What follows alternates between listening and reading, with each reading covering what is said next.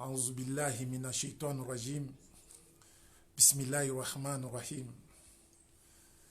الحمد لله Assalamu alaikum wa rahmatullahi wa barakatuh. Mes très chers frères et sœurs dans l'islam, je remercie Allah subhanahu wa ta'ala, le créateur de toutes les créatures. Je remercie Allah subhanahu wa ta'ala, le seul créateur que nous adorons et le seul créateur qui nous a créés sur cette planète. Je remercie Allah subhanahu wa ta'ala, qui est seul, qui est digne d'être adoré. Je remercie Allah subhanahu wa ta'ala, celui qui donne un aveugle, un enfant, alors que l'enfant, il a des yeux, il peut voir. Je remercie Allah subhanahu wa ta'ala qui peut donner un handicapé à un enfant, alors que l'enfant peut marcher. Et je remercie Allah subhanahu wa ta'ala qui donne un enfant à un sourd-muet, alors que l'enfant peut parler et écouter. Je demande à Allah subhanahu wa ta'ala de faire descendre sa grâce et sa bénédiction et la paix sur notre bien-aimé, le prophète Mohammed sallallahu alayhi wa sallam, et ses compagnons, et sa famille, et le croyant, et le musulman jusqu'à la fin du monde. Amin ya Rabbil Alamin. Mes très chers frères et sœurs partout dans les quatre coins du monde, je vous salue tous, chacun par son nom et son prénom, avec une salutation divine, une salutation auquel, quand tu l'adresses à ton frère, tu dois le faire en souriant, qui est Assalamu alaikum wa rahmatullahi wa barakatuh, mes très chers frères et sœurs dans l'islam. Je sais qu'il fait un bon temps que je ne suis pas sorti devant vos écrans ou bien devant vos smartphones. Je m'excuse encore une fois de plus. Car Allah nous a dit, Insana, il est être humain, qui a beaucoup de problèmes. Qu'Allah nous facilite nos problèmes quotidiens qu'on a dans nos familles, dans nos activités, dans notre vie. Qu'Allah nous accorde la paix. Qu'Allah nous donne longue vie. Mes très chers frères et sœurs, Allah nous dit dans le Coran que cette corps-là que tu vois, ce n'est pas ton corps. C'est un corps temporel qu'on t'a donné. Et cette corps-là, ça va te servir que pour quelque temps. Et d'ici là, ça sera pourri. Et on va te donner encore un autre corps dans l'au-delà. Ceux qui auront dans l'enfer, ils auront toujours une nouvelle corps. Et ceux qui auront dans le paradis, ils auront toujours avoir une nouvelle corps qui n'est pas comme le même corps que tu avais dans cette dunya. Malheureusement, aujourd'hui, plusieurs parmi nous, si on est devant les écrans, dans les réseaux sociaux, on s'arrange, on veut que tout le monde te voit, tu es beau, tu es belle. Mais alors que Allah nous dit, personne n'est parfaite dans cette dunya, tu n'es pas une créature parfaite comme il faut. Si tu veux être parfaite, sans défaut, sans erreur, c'est dans le jour du jugement. Ceux qui sont dans le paradis, ils seront parmi les créatures d'Allah subhanahu wa ta'ala qui sont parfaites. Ils n'ont pas des erreurs dans leur création. Allah les a créés intacts. Comme on dit, le hour des paradis, quand ils te regardent, tu as envie de tomber. Quand ils crachent de salive dans l'océan, les gens vont boire cet océan. Le même jour, ils vont terminer ça tellement que ça sera agréable. Et imaginons aujourd'hui la plus belle des femmes parmi les femmes du monde aujourd'hui, même s'il a craché dans l'océan, personne ne va voir ça. Personne ne va regarder. L'eau de l'océan va rester toujours salée. Mais Allah nous dit quoi? Les femmes du paradis seront tellement beaux, tellement agréables que jusqu'à tel point s'ils jettent leur salive dans l'eau de l'océan de la mer, cette eau de l'océan et de la mer va avoir d'autres goûts que les gens n'auront pas assez à boire. Ils vont continuer à boire jusqu'à terminer cette eau de l'océan. Alors, qui est cet Allah? Qui est cet créateur-là? C'est celui qui nous a créés. Les chrétiens disent de leur côté, ils ont leur Dieu, les musulmans aussi, ils ont leur Dieu. Mais le Dieu des musulmans, on ne l'a jamais vu. Qui est le Dieu des musulmans? C'est celui qui nous a créés. Tant que tu reconnais que celui qui t'a créé, c'est celui ton Dieu, il faut lui appeler.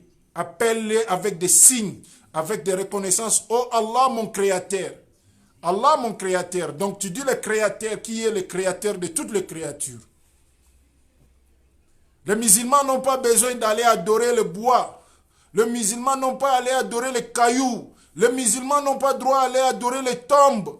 Les musulmans n'ont pas le droit d'aller adorer les cheikhs, les imams ou bien les prêtres. Les musulmans, ils ont qu'à adorer Allah subhanahu wa ta'ala. Allah leur suffit largement, ils ont qu'à adorer Allah, leur créateur. Donc le créateur de cet corps que vous voyez, le créateur de votre frère qui vous parle en direct, qui est votre brother Youssouf. C'est celui-là qu'on doit adorer. Et c'est celui-là qu'on doit courir vers lui. Mes très chers frères, qui est ce créateur? C'est lui seul qui ne meurt jamais. C'est lui seul qui n'a pas aide de quelqu'un. C'est lui seul qui n'a pas besoin de quelqu'un. C'est lui seul qui ne se procure pas de la puissance à partir des êtres humains. C'est lui seul qui ne se fait pas de l'argent à partir des êtres humains. C'est lui seul qu'on ne peut pas aider, mais c'est lui seul qui peut aider toutes les créatures. C'est celui-là qui est votre Dieu, qui est mon Dieu. Du moment que vous savez que c'est lui qui est votre Dieu, c'est lui qui est votre créateur, adorez-le. Ne soyons pas comme les voisins. Ils adorent quelqu'un aussi qui adore quelqu'un d'autre. On lit dans la Bible quand Jésus s'est prosterné, il dit Seigneur, fais que cette coupe s'éloigne de moi. Un Dieu qui supplie un autre Dieu pour lui dire Dieu, en tout cas éloignez cette malédiction de moi. Tellement qu'il était triste, la Bible dit que Dieu le Très-Haut lui a envoyé un ange pour lui consoler. Imaginez un Dieu qui a des soucis, qui a des stress. Selon l'histoire de sa mort, il est stressé. Et c'est ce Dieu-là que les chrétiens aujourd'hui adorent. On nous dit, nous les musulmans, que c'est ce Dieu-là qui nous aime. On doit lui donner la vie, car croire à son sang, et on sera sauvé. Moi, je te dis, mon frère, si tu crois au sang de Jésus, là, moi, je vais te verser de l'eau. Le sang là va lever sur toi et tu ne seras plus sauvé. Juste pour vous donner une petite rappel, mes frères, soyons fiers d'être musulmans. Soyons fiers d'avoir cette religion étant que l'islam. Alors que tout le monde n'est pas pieux et tout le monde n'est pas aussi païen. Mais le meilleur parmi nous, c'est celui qui reconnaît ses défauts, il retourne vers son créateur. C'est lui-là le meilleur. Le meilleur est celui qui reconnaît qu'il a fait du mal à quelqu'un, du tort à quelqu'un, allez lui demander pardon. C'est celui-là qui est le meilleur parmi les créatures. Aujourd'hui, dans les sociétés, dans le foyer, vous allez voir un musulman quitter chez lui pour aller voir un marabout pour détruire la vie de son frère musulman. Est-ce que celui-là, on va l'appeler musulman? Point d'interrogation.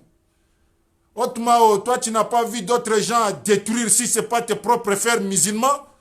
Après avoir détruit la vie de quelqu'un, tu pars dans la mosquée, tu soulèves tes mains, tu dis Allahu Akbar. Mon frère, tu appelles quel Allah? Il faut appeler Shaitan Akbar. Parce que l'acte que tu viens de faire, c'est l'acte satanique. Je préfère encore vivre avec Satan que de vivre avec un musulman qui détruit les musulmans sous prétexte de l'islam. Mes très chers frères, aimons-nous les uns les autres. Aimons-nous les uns les autres. Tout le monde aujourd'hui, leurs religions, ils ont des noms. Bouddhiste, c'est Bouddha qui est derrière. Hindouisme, c'est hindou qui est derrière. Christianisme, c'est Jésus qui est derrière. Mais l'islam, il n'y a pas Mohammed qui est derrière. Par contre, dans le Coran, Allah subhanahu wa ta'ala dit à Mohammed, Mohammed illa Rasulullah. Mohammed, tu n'es qu'un prophète. Tu n'es qu'un simple prophète. C'est moi qui guide, c'est moi qui donne. Et c'est Allah là qu'on adore. C'est pour cela que les musulmans, ils se rendent dans le culte, ils soulèvent leurs mains, ils disent Allahu Akbar, ils ne disent pas Muhammad Akbar.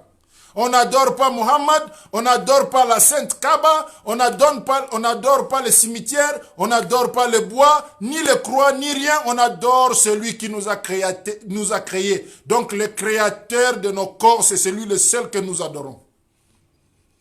Et si tu as des problèmes, lève-toi à partir de 2 h du matin, ce créateur tend les mains vers toi et te demande, toi qui as des problèmes, demande-moi, je vais régler tes problèmes. À 2 h du matin, le même créateur, il descend vers toi et te dit, toi qui es malade, demande-moi, je vais pardonner tes péchés. Toi qui as des soucis, À 2 heures du matin, réveille-toi pour lui demander, oh Allah, aidez-moi, je suis dans les difficultés.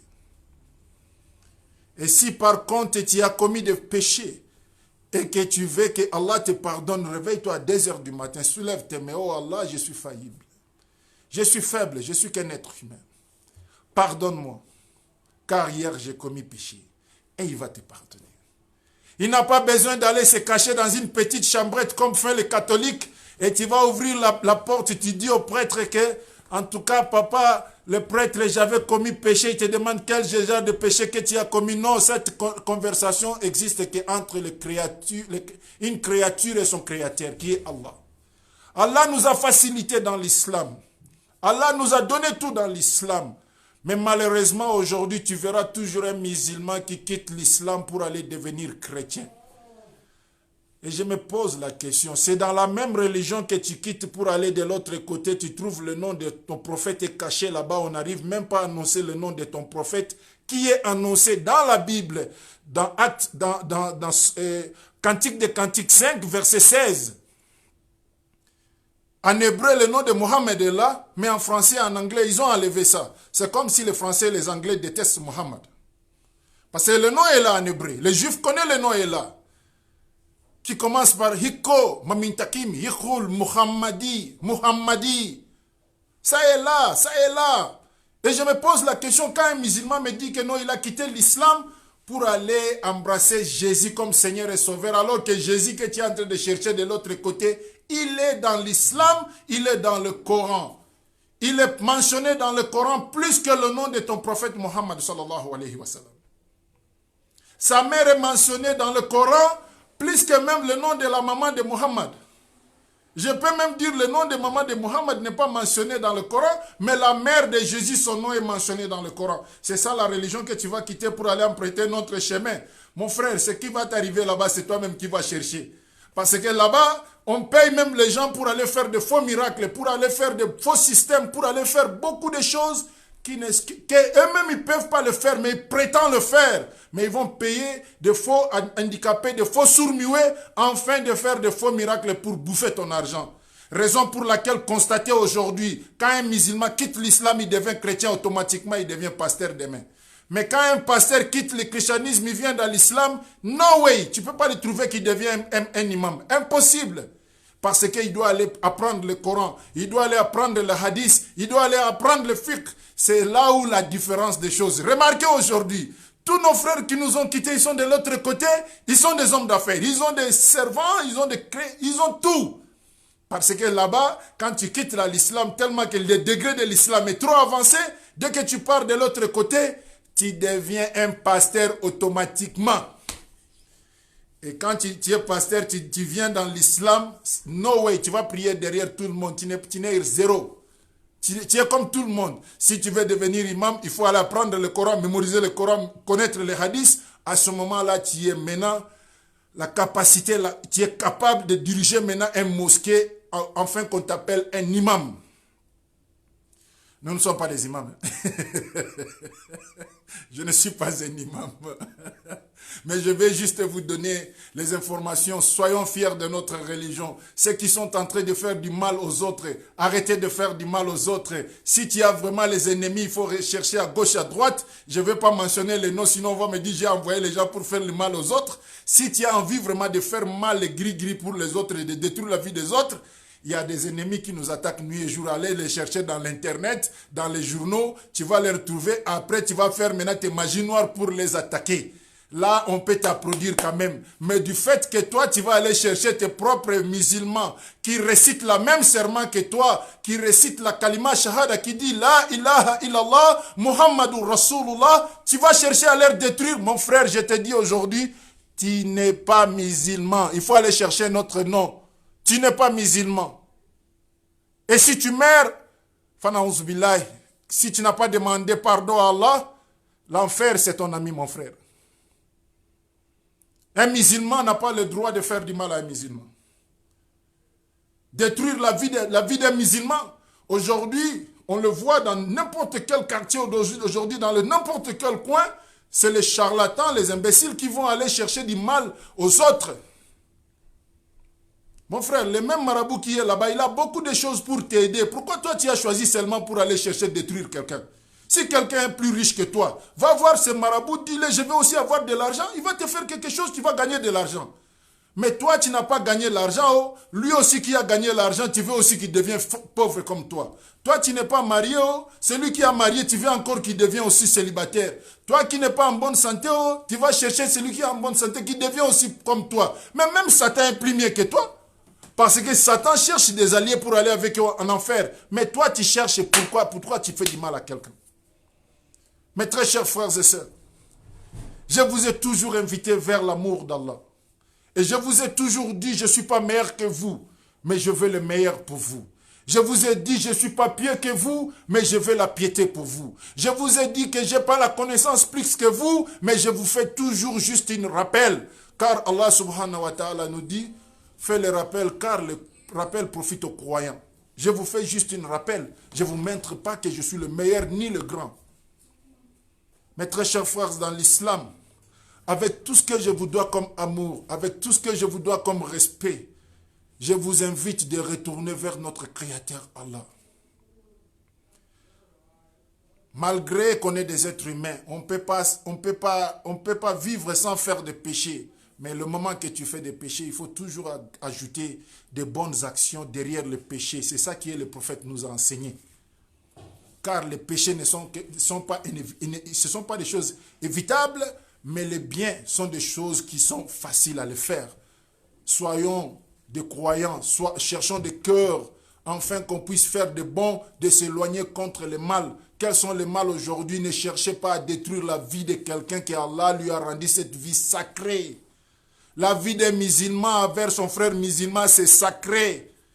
Si tu veux réussir dans la vie, il faut être content au bonheur de notre musulman. Ne sois pas content à son malheur, mon frère. Même si celui-là avait tué ton père, soyez reconnaissants envers les uns et les autres, car on est réunis. Ce qui nous réunit est plus que le lait qu'on a partagé sur nos mamans, qui est la kalima shahada, ashhadu alla ilaha illallah, wa dahu la sharika Allah, wa ashhadu anna muhammada abduhu wa rasoul. Mes très chers frères et sœurs, partout là où vous êtes dans les quatre coins du monde, je vous fais un appel. Et je me suis fait de l'appel moi-même. Je vous invite vers la crainte d'Allah. Je vous invite vers l'amour d'Allah. Je vous invite vers la pratique de cette religion. Car la seule façon de défendre cette très chère religion qui est l'islam, c'est pas d'aller faire le djihad, c'est pas d'aller tuer, égorger les gens, mais c'est appeler les gens dans le chemin et que toi aussi tu fais partie de ceux qui pratiquent cette religion. La seule façon, c'est ça la seule façon de défendre l'islam, de la pratiquer, quelles que soient les intimidations, quelles que soient les intoxications. Mon frère, on va demeurer toujours des musulmans. Ça, c'est la seule façon qu'on peut défendre notre religion. Qu'on demeure des musulmans, qu'on reste des musulmans et qu'on cherche la foi pour être parmi les meilleurs. Je vous salue tous avec une très belle salutation. Une salutation qui n'est pas comme toutes les autres salutations. Une salutation auquel, quand tu t'adresses à ton frère ou ta soeur, tu le fais toujours en souriant. Et je vais chercher la plus belle sourire de ma bouche pour vous le faire avant que je vous dise Assalamu alaikum wa rahmatullahi wa barakatuh. Je demande à Allah subhanahu wa ta'ala qui nous guide tous sur le droit chemin. Je demande à Allah subhanahu wa ta'ala de pardonner nos péchés. Je demande à Allah subhanahu wa ta'ala de nous donner la guérison. Ceux qui sont malades sur le lit d'hôpital, à la maison, qu'Allah leur accorde la guérison. Je demande à Allah subhanahu wa ta'ala qui verse la paix dans le pays là où il y a des conflits, des guerres, des massacres, là où des musulmans sont sous les balles, le pluie de balles, sont sous le pluie de bombardements. Je demande à Allah subhanahu wa ta'ala qui amène la paix. Je demande à Allah subhanahu wa ta'ala qui aide nos frères et sœurs Rohingyas qui sont sur les montagnes auxquelles les musulmans les ont abandonnés, les ont oubliés. Et que Allah ne les a pas oubliés, que Allah leur accorde la grâce et la paix et une bonne vie là où ils sont, quel que soit le monde les a oubliés. S'ils étaient des chrétiens, le monde allait faire des bruits, mais malheureusement, comme ils sont des musulmans, ils n'ont qu'à mourir. Mais leur créateur, il va prendre charge de ces créatures. Je demande à Allah subhanahu wa ta'ala de bénir et de sauver tous les musulmans chinois qui sont sous l'oppression de l'autorité chinoises, afin de ne pas pratiquer leur religion. Je demande à Allah subhanahu wa ta'ala de leur faciliter, de leur faire sortir dans les situations auxquelles ils se retrouvent. Je demande à Allah subhanahu wa ta'ala de donner des femmes et des maris à nos jeunes qui sont célibataires. Je demande à Allah subhanahu wa ta'ala de donner la richesse à ceux qui sont pauvres et qui n'ont pas de moyens pour vivre, Allah qu'il vient en aide. Je demande à Allah subhanahu wa ta'ala de nous donner des meilleurs des chefs de l'État dans nos pays, afin que ces chefs de l'État soient de bons guides pour nous, qui puissent avoir pitié de nous, qui ne puissent pas voir seulement que leur intérêt, qui puissent regarder nos souffrances, nos difficultés. Je demande à Allah subhanahu wa ta'ala de réunir le cœur des savants, des croyants, des musulmans dans les 4 coins du monde, afin qu'on puisse s'entraider. Je demande à Allah subhanahu wa ta'ala de pardonner ceux qui nous ont précédés, nos pères, nos mères, nos sœurs, nos frères et sœurs, car un jour nous aussi on serait parmi eux, que Allah nous donne aussi les descendances qui vont nous continuer à nous faire les doigts pour nous. Je demande à Allah subhanahu wa ta'ala qui pardonne le péché de ceux qui sont péchés, de guider ceux qui sont dans le chemin de guidance, de donner la foi et la connaissance à ceux qui sont dans les daruloum, dans les madrasas, afin qu'ils soient les cheikhs, le futur de l'islam demain. Je demande à Allah subhanahu wa ta'ala de guider ceux qu'on appelle les non-croyants, ceux qui n'ont pas encore testé la foi islamique. Je demande à Allah subhanahu wa ta'ala de leur guider sur le droit chemin. Le prophète Mohammed sallallahu alayhi wa sallam a dit, quand tu vois l'enfer, tu ne vas jamais aimer même ton ennemi rentrer dans l'enfer. Je demande à Allah subhanahu wa ta'ala, ceux qui se disent ce sont les ennemis de l'islam, que Allah leur guide sur le droit chemin, que Allah leur éloigne de l'enfer, car ce n'est pas un bon endroit de rentrer. Je demande à Allah subhanahu wa ta'ala de faciliter la vie quotidienne de chacun et chacune parmi nous dans les 4 coins du monde, là où on est. Car ces créatures qu'on ne connaît pas, ils sont plus nombreux que nous qui sommes vivants, qu'on demande à Allah subhanahu wa ta'ala qui nous prenne en charge. Je demande à Allah subhanahu wa ta'ala d'aider les pauvres dans leur pauvreté, de guider les riches dans leur richesse. Je demande à Allah subhanahu wa ta'ala de réunir le cœur des savants, afin qu'on puisse s'entraider, de connaître les problèmes que les musulmans sont en train de subir tous. Et je vous dis, pardonne-moi pour l'absence que je me suis absenté pendant quelques mois de cela. Ne pensez pas que quand je vous prêche, mais cette prédication me profite aussi. Ça augmente ma foi, ça augmente la crainte d'Allah dans moi. Et je vous salue. Je demande à tout le monde qui ont suivi cette vidéo de le partager avec ceux qui n'ont pas eu l'occasion et le temps d'être parmi nous aujourd'hui. Je vous salue et je vous bénisse tous sous la bénédiction de notre prophète Mohammed sallallahu alayhi wa sallam. Et je vous dis assalamu alaikum wa rahmatullahi wa barakatuh. On se verra prochainement, Inch'Allah. Merci beaucoup. Au revoir. Au revoir. Je vous aime beaucoup.